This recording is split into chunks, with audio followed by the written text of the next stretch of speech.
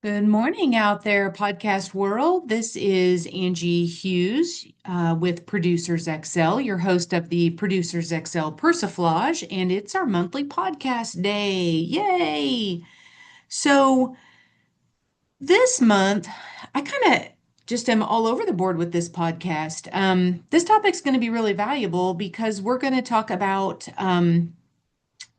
you know, what was Medicare designed to do? Now, hold with me. This isn't just about Medicare. But just as importantly, what wasn't it designed to do? So rather than creating fear, this episode is really meant to kind of in help us make these informed decisions. So, right, to have this conversation with our customers. And in the end, what I'm really hoping is that we can naturally introduce conversations about whether that be a Medicare supplement plan, a Medicare Advantage plan, long-term care insurance, life insurance with living benefits, also annuities, and help building maybe that emergency healthcare fund that so many folks really are lacking today. So, even though the title of this was How People Really Pay for It, kind of the front end of that is what Medicare doesn't cover and how people really pay for it. And I think at the root of this conversation, and I'm having so many more of these conversations, especially with financial advisors, because we know you're managing the assets, you're managing the money and doing a fantastic job of that. Insurance, some will embrace it, others pair up with someone. They work with another insurance professional for that. However you do that in your practice is great. I would just encourage you that when our customers are getting towards that Medicare age, and that means you're going to have these conversations long before 65. We should really be starting these conversations at 60 because at 62 is when they can take Social Security at the earliest. Now, I'm not saying that everyone does that or anyone does that. I know some do, some don't. Everybody has their own philosophy on that. But what's important is setting the stage, setting the tone of what that conversation is going to look like. And so if you start thinking about having that conversation at 60 and we start thinking about the long-term care conversation and when do we broach that, you can broach that conversation in the 50s, in their early 50s, mid 50s even. So, what I have to say about this is first off, welcome back to the podcast. Today we're going to be talking about really one of the biggest misconceptions that I hear from people who are approaching retirement. And many people do believe that once they enroll into Medicare, and keep in mind this isn't just a Medicare conversation. This this conversation that we're having today is yeah, kind of when you're leaning into that Medicare space, doing that at the earlier ages. But really, what else comes with that? And how do people really pay for this? And having those conversations. So talking about one of those biggest misconceptions that folks are having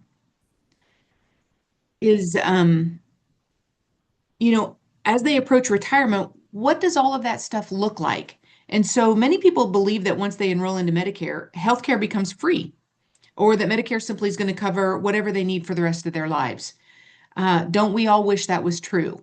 And we're going to lean in. This is not just a Medicare podcast. We're going to lean into a lot of other solutions here, but I'm just setting the stage for what this conversation and how we can trickle this into the conversations that we have with our customers. The reality is that Medicare it's a wonderful program. Millions of Americans rely on it every day, and it does provide tremendous value. But Medicare was never intended to pay for every healthcare expense you'll ever have.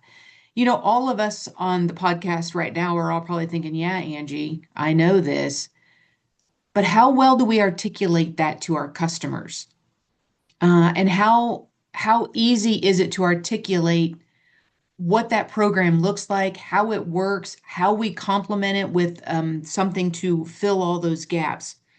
So knowing what Medicare doesn't cover can help you avoid those surprises and actually make for better financial decisions. And it has to be a part of the conversation. And so today we're going to walk through those gaps and discuss how families typically handle the expenses when they arise. So if we start off with Medicare wasn't designed to cover everything, I think it's important to start with this perspective. And I know we all know this, but our customers don't know this. So it's worth all of us talking about it to keep it at top of mind. When Medicare was created in 1965, healthcare looked really different, right? People generally didn't live as long. Medical technology wasn't nearly as advanced. Many of today's expensive treatments didn't exist. And the concept of long-term custodial care wasn't nearly as common as it is today. So, I mean, I can just throw you out about the demonstration of the GLP-1s that's going on in that Medicare space right now. I mean, I've sat in on a risk appraisal forum and they were like, we're not calling it the wonder drug, but right now it's doing wonders for people that need it. And so it is actually providing longevity, which that in and of itself creates a whole nother topic, right? So Medicare was designed primarily to cover acute medical care, hospital stays, physician services, things of that nature, medically necessary treatments. It was not intended to become a complete retirement healthcare plan. And unfortunately, many retirees don't realize that until they're facing these huge unexpected expenses. So if we stop and ask ourselves the talking point, the thought-provoking question, if Medicare covered everything, why would there even be Medicare supplement plans or Medicare Advantage plans? So as it could be alarming to our customers when we start talking about Medicare and what it covers, and all the parts and pieces and plans, it's very natural for them to not understand why we're offering other types of insurances to complement that. So the next part is, the costs you still have to pay for. So even with Medicare, retirees still have healthcare expenses. Depending on their coverage they choose, they're still going to have monthly premiums. They're going to have deductibles. They're going to have co-pays. They could have co-insurance, prescription drug costs. That's always the big conversation. Dental, vision, hearing aids. I did an entire podcast on hearing and hearing aids and the cost and the massive value that hearing well into our later years is critical for everything, especially our cognition. So some years these expenses could be relatively small. Other years they can add up really, really fast and really, really high. A lot of us, as we're in what I'll call the major medical field, whether you're buying something through the ACA and it has a huge $7,500 deductible, or you're on a group plan and you got a $1,500 deductible, we're not accustomed to seeing out-of-pocket expenses for things that we just take for granted. And now all of a sudden you go into your healthcare post-retirement or leaving your individual plan and going to Medicare. You had no idea that you had these out-of-pocket expenses that you had to incur. And what dental coverage, not premiums, but just dental treatments, what they really cost, vision and all those things. So when we start talking about predictable expenses in retirement, which are your premiums, your prescriptions, right? That even could vary quite a bit. Doctor co-pays, versus unexpected expenses, hospitalization, cancer treatments, surgeries, chronic illnesses, rehabilitation, which I could do a whole podcast on that as to, how is long-term care really received by people today and the way that we're seeing all these changes in the Medicare space, moving more from hospitalizations to outpatient procedures and how that's covered under Part B and not Part A, and how that's going to impact Medicare in the future.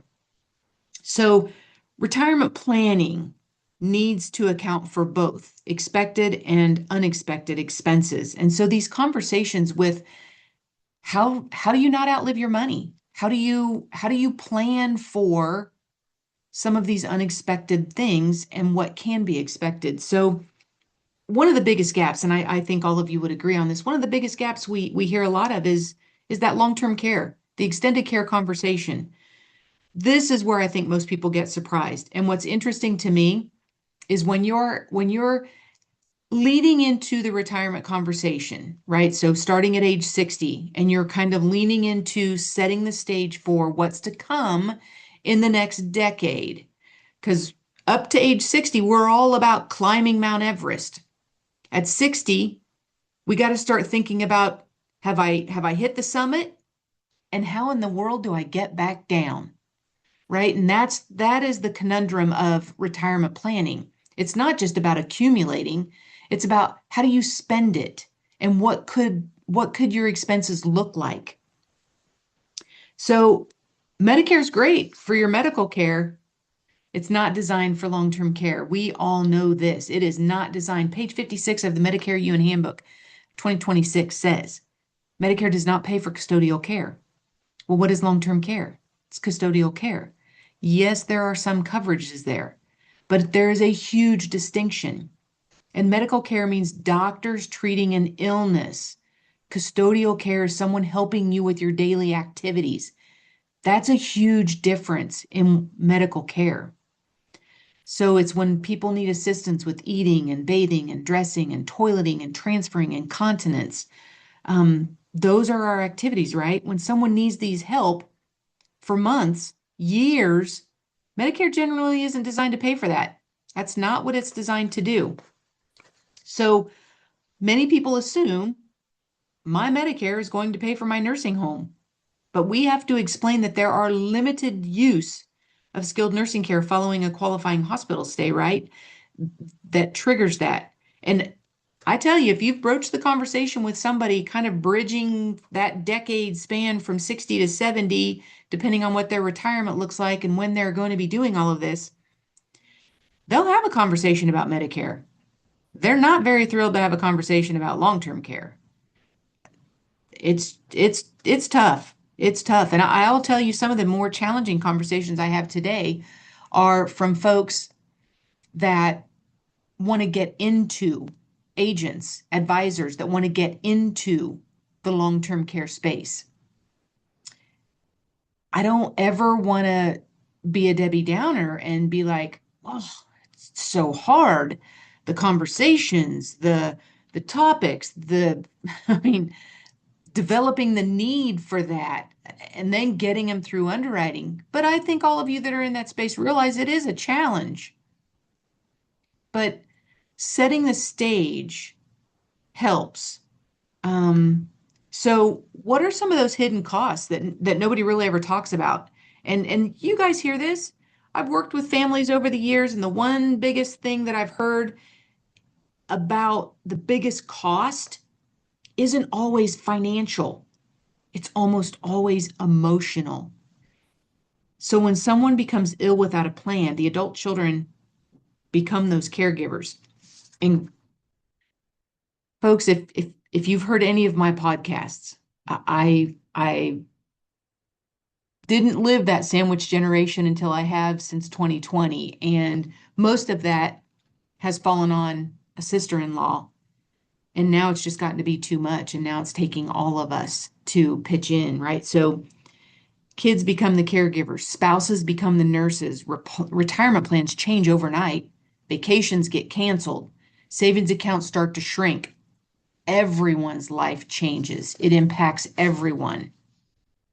So when we start talking about healthcare costs, it's not just financial. It affects the spouse, the adult kids, the grandkids, retirement plans, housing decisions, investments, inheritances. It really is. Healthcare really is a family planning event. So how do families usually pay for this? Well, when people need extended care, the money generally comes from several places. First place is usually their savings. Why is that? Liquid cash. And I've said this when I talk about long-term care planning. It's great that we can talk about the asset protection. I think the partnership is very viable, but that's asset protection. That's not income protection. When a family's in crisis and they need money, where are they going? They're going to the liquid money, savings account, checking account. CDs, money market accounts. Yeah, there could be some penalties on there, but they got to get their hands on the money to pay for the care. And when they need it now. Most long-term care policies carry a 90-day wait. We're talking about immediate recovery care. Mom or dad or grandma or grandpa or aunt or uncle, someone just got dismissed to go to custodial care, whether that's in their home, which is where everybody wants to go. Is that feasible? Sometimes it is, sometimes it's not.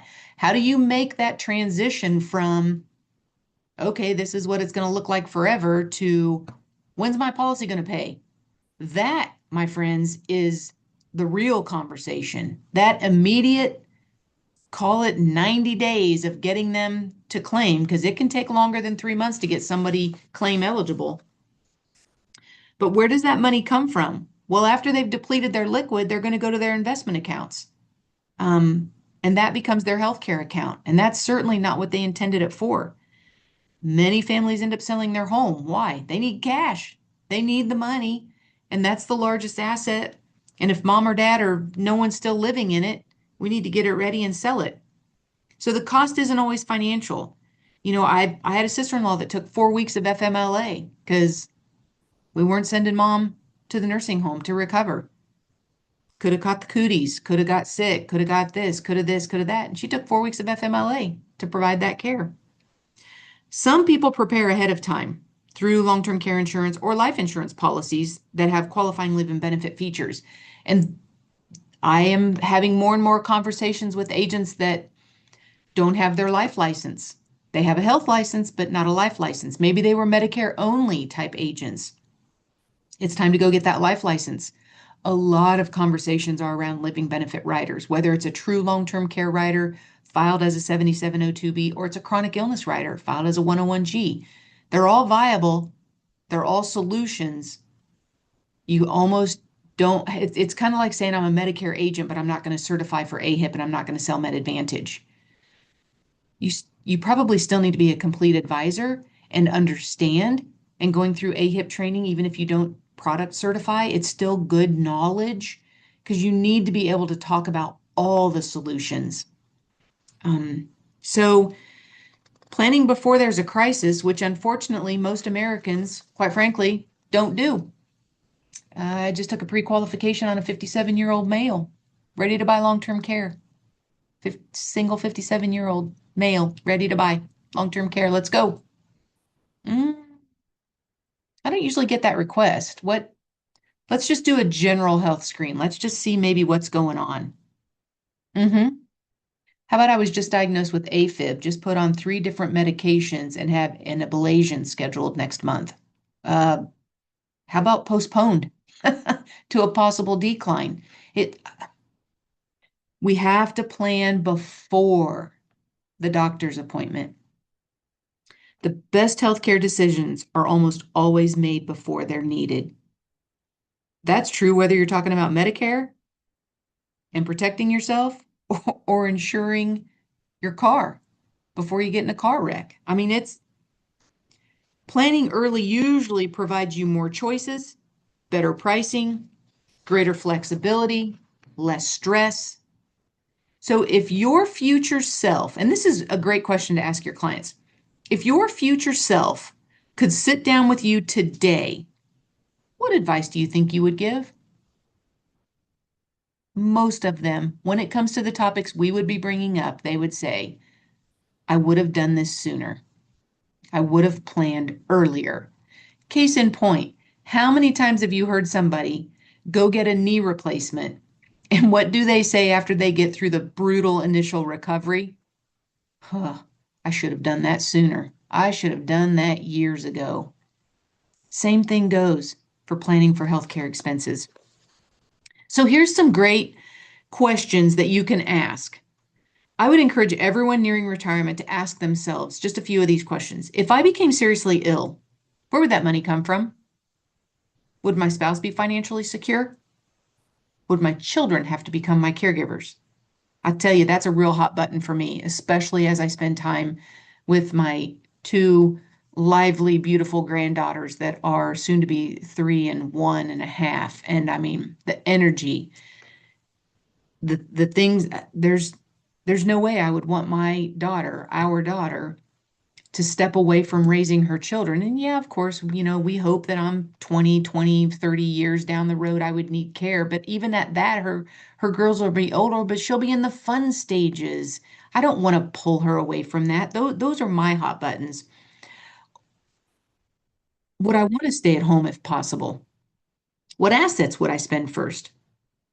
What healthcare expenses could disrupt my retirement? These are the ways that we can help our clients plan for that. So, in wrapping it up, I once heard someone say, everyone has a long-term care plan. Some people have planned for it. Everyone else discovers their plan when a health crisis occurs. And that kind of sticks with me. And one of the taglines I used to use all the time was, someday is not a day of the week. We should probably make the plan today because someday I'll get to it. So planning isn't about expecting the worst. It's just about protecting the life you've spent decades building. So in conclusion, Medicare is one of the best healthcare programs created, but it's one piece of the retirement puzzle, not the whole picture. The goal isn't to replace Medicare. The goal is to understand where Medicare ends and where your personal planning has to begin. Because the more you prepare today, the more freedom you'll have tomorrow. And hopefully what you've picked up from this is just some maybe key takeaways on how to broach topics and conversations. Like I said, if we're leaning into the retirement conversation, I mean, I meet with my financial every single year and I'm not 60. I just want to make sure that I'm kind of on that yellow brick road, all puns intended, since I'm in Kansas. But I want to be walking, and I know it's not a straight path. We're gonna, move along this curvy little road, but at least we have a plan and we're operating on that plan. So with that, I want to thank you for joining me. August podcast is on the 25th. Looking forward to it, and I hope you all have a wonderful day. Take care.